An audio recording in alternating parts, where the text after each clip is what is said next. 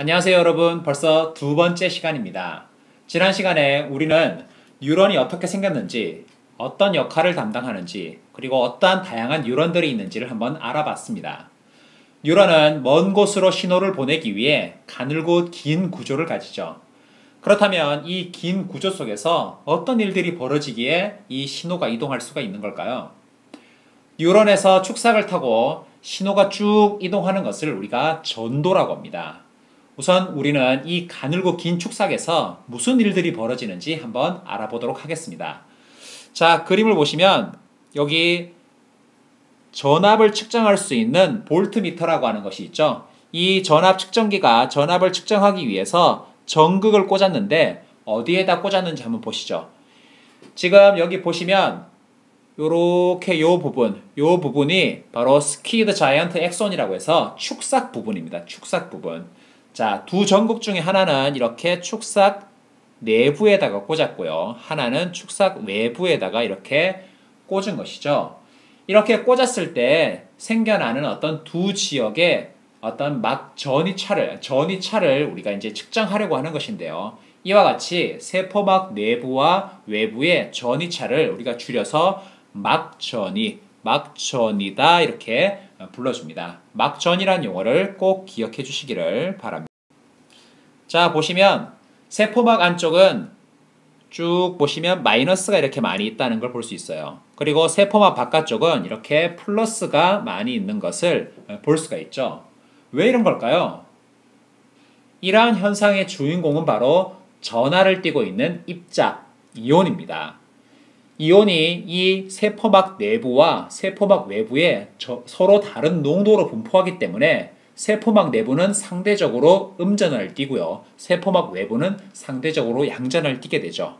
이처럼 안쪽과 바깥쪽이 서로 다른 극으로 나뉘어져 있어요. 나뉜다는 의미의 한자어인 나눌 분자가 있죠. 이 극이 서로 나뉘어져 있다고 해서 이와 같은 현상을 우리가 분극이라고 합니다. 자, 뉴런이 어떤 자극을 받지 않는 상태, 평상시의 상태를 우리가 휴지 상태라고 해요. 휴지 상태라는 거는 쉽게 생각해서 휴식 상태 이렇게 생각하면 좋겠습니다. 이때 막전이를 우리가 휴지 막전이라고 하는데요. 휴지 막전이는 대략 전압계로 측정해보면 마이너스 70mV 정도로 되어 있습니다. 이 수치는 조금 기억을 해주시는 것이 좋을 것 같아요. 이처럼 내부와 외부가 서로 다른 극으로 나뉘어서 막전이를 발생시키고 있는 상태, 이것을 분극 상태라고 하는 거죠. 용어가 상당히 이것저것 많이 나와서 상당히 어려운데 잘 이해가 안 되는 친구들은 다시 저한테 본 수업 시간에 꼭 질문하기를 바랍니다. 자, 이와 같이 휴지 상태에서, 즉 분극 상태에서 왜 분극 상태가 되는가, 그 요인들을 한번 알아보도록 하겠습니다. 첫 번째 요인은 바로 여기에 그려져 있는 요 나트륨 칼륨 펌프입니다. 펌프라고 하는 것은 어떤 에너지를 이용해서, 생물이라고 하면 ATP라는 에너지를 이용하겠죠. 에너지를 이용해서 특정 물질을 한 지역에서 다른 지역으로 밀어내는 것을, 이 밀어내는 역할을 하는 막 단백질을 우리가 펌프라고 합니다. 보시면 나트륨 칼륨 펌프가 ATP라는 에너지를 이용해서 펌프를 하고 있는데, 한번 펌핑할 때마다 이 내부에서 외부로 나트륨을 3분자를 이동을 시키고요. 이 외부에서 내부로 칼륨을 2분자를 이동시킵니다. 자, 여러분, 이동 방향, 여기서 이동 방향을 꼭 잘 기억해 주세요. 나트륨은 세포 안에서 밖으로 나갈래 하면서 나가는 거고요. 칼륨은 바깥에서 안으로 들어갈래 하면서 들어오는 거죠. 어때요? 외울 수 있겠죠? 죄송합니다. 아무튼 자, 이때 나트륨과 칼륨 모두 일가 양이온이에요. 일가 양이온. 한번 생각해 봅시다. 나가는 양이온은 3분자인데 들어오는 양이온은 2분자예요. 그러니까 매번 이런 일들이 일어날 때마다 내부는 양이온 하나가 부족할 것이고요. 외부는 양이온 하나가 남겠죠. 그럼 이러한 작용이 계속된다면 어떻게 되겠어요? 외부는 더 양전하로, 내부는 더 음전하로 바뀌게 되겠죠. 좋아요. 첫 번째 요인은 뭐라고요? 나트륨 칼륨 펌프라고요. 자, 두 번째 요인을 한번 생각해 보죠. 두 번째 요인은 나트륨과 칼륨의 막 투과도예요. 막 투과도. 막 투과도 하니까 참 말이 어려운데 투과도라고 하는 것은 얼마만큼 투과시킬 수 있는가, 통과할 수 있는가 이런 말입니다. 나트륨이나 칼륨은 세포막에서 정해진 문을 통해서만 이동할 수 있어요. 지금 보시면 요런 문, 요런 문, 요런 문들이 있죠. 이와 같이 이온들이 이동할 수 있는 문을 우리가 뭐라고 부르냐면 이 통로라고 부릅니다. 통로. 이 통로도 아까 얘기했던 이 나트륨 칼륨 펌프와 마찬가지로 막 단백질이에요. 우리가 1학기 때 세포막은 인지질과 막 단백질로 이루어져 있다. 이거 배웠으니까 꼭 기억해 주기를 바랍니다. 자, 지금 보면 이 나트륨 칼륨 펌프가 계속해서 나트륨은 바깥쪽으로 내보내고 있어요. 그러면 바깥쪽의 나트륨 농도가 어떻게 되겠어요? 바깥쪽의 나트륨 농도가 좀 올라가겠죠? 마찬가지로 칼륨은 계속 안쪽으로 들어오고 있어요. 그러면 내부의 칼륨 농도는 어떻겠습니까? 당연히 칼륨 농도가 좀 높겠죠? 어떤 물질들은 항상 농도가 높은 곳에서 낮은 곳으로 이동하려는 경향이 있어요. 즉, 나트륨은 바깥에서 안으로 들어오려는 경향이 있고 칼륨은 안에서 바깥으로 나가려고 하는 경향이 있다는 말이죠. 자, 이때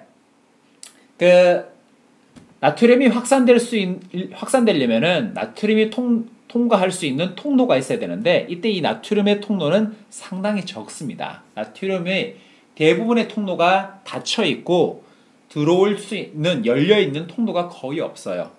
반면 이 칼륨 통로는 상당히 평상시에 많이 열려 있습니다. 그래서 지금 보시면 이 나트륨 통로는 이제 이 나트륨 통로는 상당히 닫혀 있기 때문에 이 나트륨이 이동하지 못하는 것을 볼 수 있고요.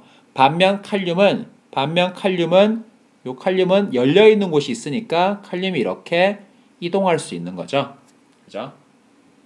그럼 보세요. 양이온이 들어오는 것은 상당히 힘듭니다. 근데 양이온이 밖으로 빠져나가는 것은 잘 일어나요. 그러면 내부는 더 어떻게 되겠습니까? 더 음전화로 될 것이고 외부는 더 양전화로 되겠죠. 그죠?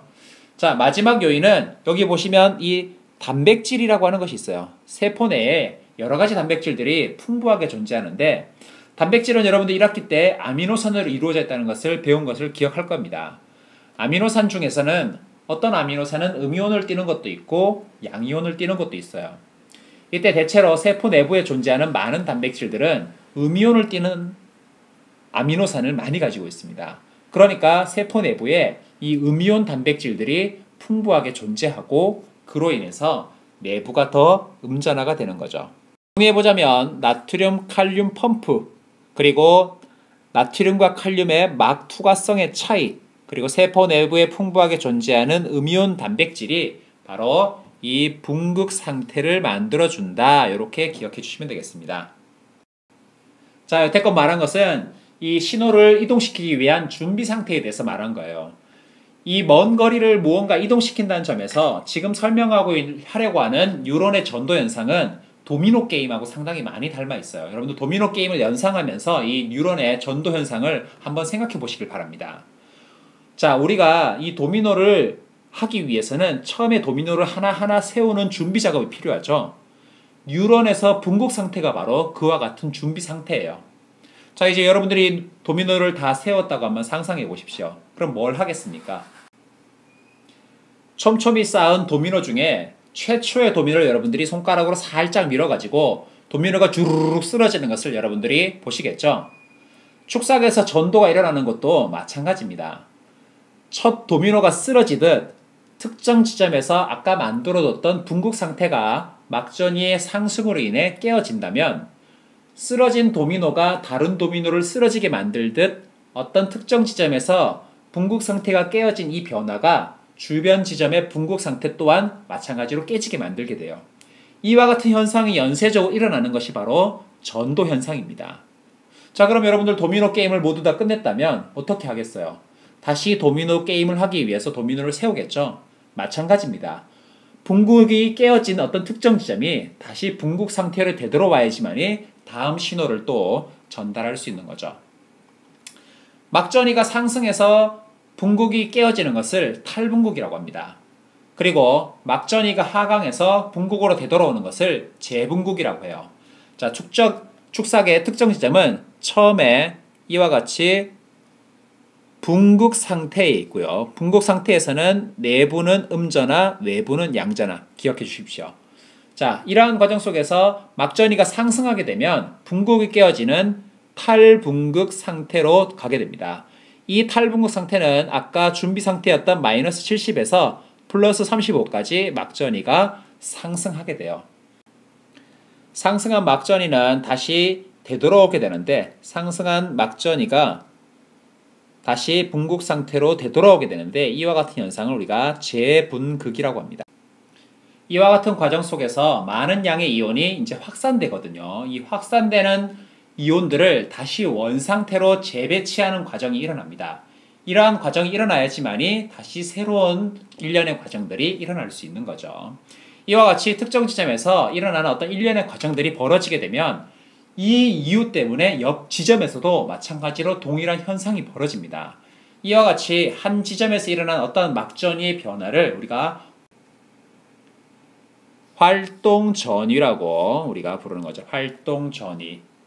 자, 이와 같은 활동전위가 뉴런의 축삭을 타고 도미노가 쓰러지듯이 쭉 넘어가는 현상을 우리가 전도다 이렇게 말해줍니다.